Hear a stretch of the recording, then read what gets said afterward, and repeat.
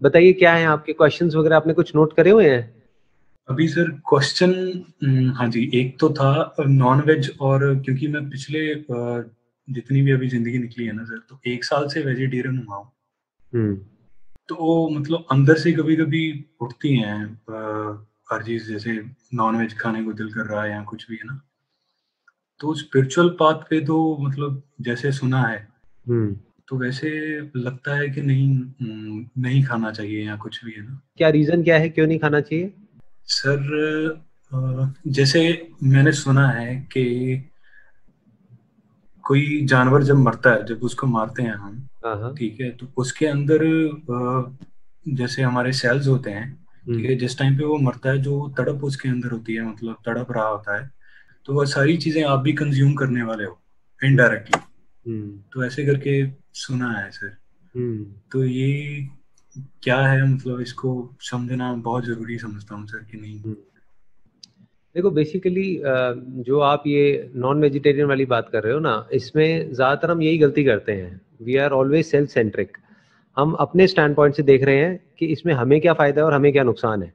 क्योंकि हमें ये डर लग रहा है कि जिस वक्त जानवर मर रहा है, क्योंकि कहीं से हमने बात सुनी कि जिस वक्त वो मर रहा है तो उसके अंदर कुछ ऐसे इमोशंस हैं, कुछ ऐसी फीलिंग्स हैं जो उसके अंदर स्टोर्ड हो गई है।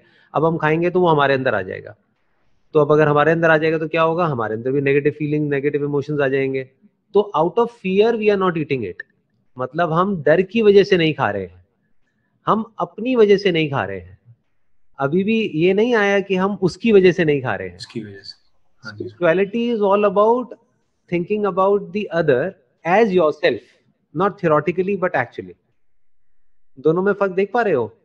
एक है सेल्फ सेंट्रिक होना, कि मतलब हम अपने बारे में सोचें। हर कोई यही करता है, इसमें कोई नई बात नहीं है। तो स्पिरिचुअलिटी में क्या होता है, जैसे जैसे हम गहराई में उतरते चले जाते हैं, ये जो फर्क है मेरे बीच में और उसके बीच में, जिसको मैं खा रहा हूं या जिसको मार रहा हूं, वो फर्क धीरे धीरे खत्म हो जाता है।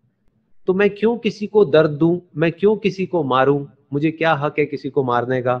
अगर इस तरह से सोच करके आप नहीं खा रहे हो तो ठीक है। जी बट सर। अगर हम अपना सोच करके नहीं खा रहे हैं आउट ऑफ फियर कि अगर मैंने खाया तो कहीं ये ना हो जाए, कहीं वो ना हो जाए, उसका कोई फायदा नहीं है। तब तो अगर खाते भी रहो तो कोई फर्क नहीं पड़ता। जी sir. You got it no? मतलब बिल्कुल। अंदर से एक कंपैशन वाली फीलिंग आनी चाहिए। कंपैशन का मतलब क्या होता है कि उसके दर्द को आप फील कर सको, अपने आप को उसकी जगह पे रख करके देख सको, और आप कहो कि यार मैं क्यों किसी को मारूं। क्योंकि आप डायरेक्टली तो नहीं मार रहे, बट अगर आप खा रहे हो तो इनडायरेक्टली तो आप मार ही रहे हो ना। मारे रहे, बिल्कुल हाँ। सर। तो बिल्कुल। अंदर से ये आना चाहिए कि मैं क्यों किसी को मारूं। So that is out of compassion. अगर मेरा उसको बिना मारे भी काम चल सकता है तो मैं क्यों ना काम चला लूं। समझ गए? अगर मान लो जंगल में हो और बिना किसी को मारे काम चल ही नहीं सकता, तब तो खुद जिंदा रहने के लिए किसी ना किसी को मारना ही पड़ेगा। बट अपने टेस्ट के लिए मैं किसी को क्यों मारूं? क्या मैं अपने टेस्ट को बदल नहीं सकता हूं? अगर मैं अपने आप को उसकी जगह पे रख दूं और कोई और मुझे अपने टेस्ट के लिए मारे, तो कैसा लगेगा? बुरा लगेगा ना। ऐसा नहीं होना चाहिए ना। आप कहोगे ना गलत हो रहा है, तो जो आपको अपने ऊपर गलत लग रहा है वही उसके लिए भी गलत है। तो इस एंगल से अगर आप सोचते हो और फिर अगर नहीं खाते हो, फिर अंदर से आता है कि यार नहीं, मेरे से किसी की हत्या नहीं होगी, मैं किसी को नहीं मार सकता, मैं किसी को दर्द नहीं दे सकता, तब तो ठीक है। बट अगर अपने बारे में सोच करके नहीं खा रहे हो, तो ये स्पिरिचुअलिटी में ऊपर नहीं उठ रहे हो और नीचे गिर रहे हो। Spirituality means to be free from all kind of fear. अंदर डर नहीं होना चाहिए। मतलब उसको मारने का डर नहीं होना चाहिए कि अगर मैंने उसको मार दिया तो ये हो जाएगा वो हो जाएगा। बट आउट ऑफ कंपैशन, कि उसने कुछ गलत तो किया नहीं है मेरे साथ में। या तो कोई हो जो एक्चुअल में आपको मारने के लिए आ रहा है और आप अपने सेल्फ डिफेंस में उसको मार रहे हो, देन इट इज ओके। तब तो करना ही पड़ेगा, है ना। बट अब मुझे कोई जरूरत तो है नहीं उसको मारने की, तो मैं क्यों मारूं? So out of compassion you are saying कि नहीं यार मैं नहीं मारूंगा। तो इस तरह से अगर आप सोचते हो तो धीरे धीरे क्या होगा, वो डिजायर परमानेंटली निकल जाएगा। लेकिन अगर डर करके आप पीछे हटोगे तो जब किसी दिन टेस्ट हावी हो गया तो वो डर पीछे हो जाएगा। आप कहोगे अरे क्या फर्क पड़ता है, खा लेना यार। आप समझ गए? तो जी सर। परमानेंट नहीं छूटा है। जी सर। परमानेंट अगर हमको छोड़ना है, that is only out of compassion. अब माइंड ने दूसरा रास्ता क्या चुना, नॉनवेज चलो छोड़ दिया, अब एग्स जो हैं, हाँ हाँ। ठीक है, वहां पे चला गया, नहीं यार ये नहीं, तो ये सही, राइट। ठीक है, क्योंकि पहले मतलब सर जिमिंग बहुत करी है मैंने ना पहले, आज से 10 साल, अभी भी करता हूँ, चलो जो भी है। लेकिन क्या है कि प्रोटीन वगैरह डाइट को लेके काफी कुछ पढ़ा उस टाइम पे, सुना, तो बस ये अभी एग्स पे हूँ सर मैं।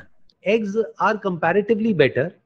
एग्स जो है वो कंपैरेटिवली बेटर है, क्योंकि आप किसी को अभी लाइफ पूरी तरह से मैनिफेस्ट नहीं हुई है, जो पूरा जो न्यूरोलॉजिकल सिस्टम है वो पूरी तरह से डेवलप नहीं हुआ है, तो जो पेन की जो सेंसेशंस है, उसके जो रिसेप्टर्स होते हैं बॉडी में, वो पूरी तरह से डेवलप नहीं हुए हैं, तो बहुत ही माइनर लेवल पे है। तो eggs is comparatively much better than जो आप नॉनवेज खा रहे हो उससे। बट हैविंग सेड दैट, ये हमारे अपने बिलीव्स हैं जो बनाए हुए हैं कि अगर मैं जिम कर रहा हूँ या मैं एक्सरसाइज कर रहा हूँ तो मुझे नॉनवेज खाना ही पड़ेगा, नॉनवेज या खाना पड़ेगा। प्रोटीन खाना पड़ेगा, और प्रोटीन सिर्फ अंडे से ही आ सकता है और कहीं से नहीं आ सकता। ये सब गलत बिलीव्स है। अभी एक वीडियो है, आप देखना, डॉक्यूमेंट्री आई देखी है सर मैंने, डॉक्यूमेंट्री डॉक्यूमेंट्री आई देखी थी। आपने, द गेम चेंजर्स के नाम से।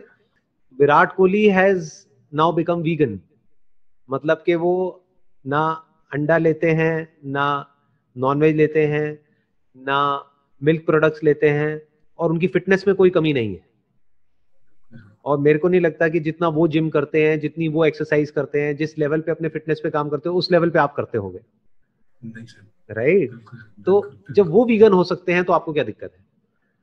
बेसिकली 8 इसेंशियल अमीनो एसिड्स होते हैं, वो होना चाहिए एक प्रोटीन में, तो वो कंबाइन करके भी बन सकता है, जरूरी नहीं है कि आठों एक में ही हो। You getting where I am coming from? जैसे इंडिया में खिचड़ी बहुत चलती है, तो खिचड़ी क्यों चलती है? क्योंकि कुछ ऐसे अमीनो एसिड्स हैं जो चावल में है लेकिन दाल में नहीं है, कुछ ऐसे हैं जो दाल में है और चावल में नहीं है, इन दोनों को मिक्स कर देते हैं तो ये कंप्लीट बन जाता है। सही बात है। सो ऐसा कुछ नहीं है कि अगर हम नॉनवेज खाएंगे तो हमारी एनर्जी ज्यादा होगी, बल्कि अब जो लेटेस्ट स्टडीज है वो, अगर आप एसिड एल्कलाइन के बारे में थोड़ा स्टडी करोगे और पढ़ोगे तो आपको समझ आएगा कि जो जितनी भी जो आज की डेट में जो बीमारियां हैं जो सबसे खतरनाक है, जैसे कि कैंसर, उन सब की जो जड़ है वो है इन्फ्लेमेशन, कि हमारी बॉडी के अंदर कहीं ना कहीं इन्फ्लेमेशन हो जाती है।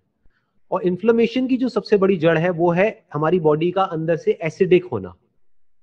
बेसिकली एक बैलेंस होता है एसिडिक एल्कलाइन, तो जितनी आपकी बॉडी एल्कलाइन की तरफ होगी उतना ही आपको बीमारियां कम होंगी, उतना ही आप अंदर से अच्छा फील करोगे, और जितना एसिडिक की तरफ होगी उतना ही आप अंदर से बीमार फील करोगे, और आपको बीमारियां, खतरनाक बीमारियां होने के चांसेस बहुत ज्यादा है। तो from that point of view also it makes sense कि आप वेजिटेरियन चीजें लो, जैसे जो ग्रीन वेजिटेबल्स होती हैं और होती हैं वो एल्कलाइन की तरफ होती हैं। जो नॉन वेजिटेरियन होता है, जैसे बीफ हो गया, ये हो गया, वो हो गया, चिकन हो गया, मटन हो गया, ये सब एसिडिक की तरफ होता है, ये हमारी बॉडी को अंदर से एसिडिक बनाता है। So this is not good for the body from a long term perspective.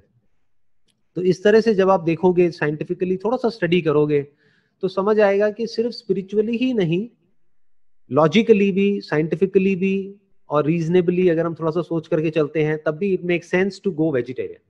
Vegetarian होना बेटर है नॉन वेजिटेरियन होने से।